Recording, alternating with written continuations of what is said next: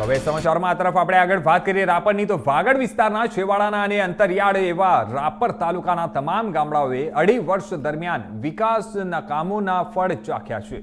ત્યારે આ યાત્રા વનથંભી રહેશે અને તમામ ક્ષેત્રે વિકાસ થશે તેવી લાગણી 16 કરોડના ખર્ચે રાષ્ટ્રીય ધોરીમાર્ગને જોડતા માર્ગના મજબૂતીકરણના માર્ગના કામોનું ખાતમુહૂર્ત ધારાસભ્ય વિરેન્દ્રસિંહ જાડેજાના હસ્તે કરાયું હતું. જણાવી દઈએ 16 કરોડના ખર્ચે રાપરથી ડાંભોડા સઈ ચિત્રોડથી નેશનલ હાઈવેને જોડતા 19 કિલોમીટર રોડના નવીનીકરણના ખાતમુહૂર્ત પ્રસંગે વધુમાં તેમણે કહ્યું હતું કે જ્યારે પ્રજાએ આપણે મોકો આપ્યો હોય ત્યારે પ્રજાનું કામ કરવું એ આપણી નૈતિક જવાબદારી છે અને તે નિભાવવી જ જોઈએ અને રાજ્ય સરકારે ખૂબ સંવેદનાપૂર્વક નિભાવી રહી છે. નર્મદા કેનાલના કમાન્ડ એરિયામાં ન આવતા 42 ગામોને પણ કેનાલના પાણી ઉપલબ્ધ કરાવવાના બહુહેતુક આયોજન એકલ બાંભણકા માર્ગ સુવઈ ડેમથી રાપરની 25 કરોડની પાણી યોજના કાર્યરત થતા રાપરની પાણી સમસ્યા ભૂતકાળ બની જશે.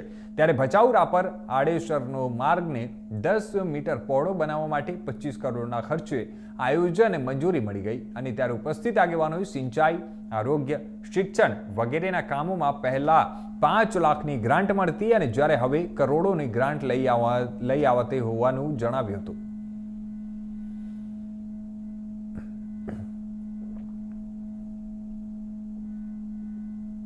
તો આ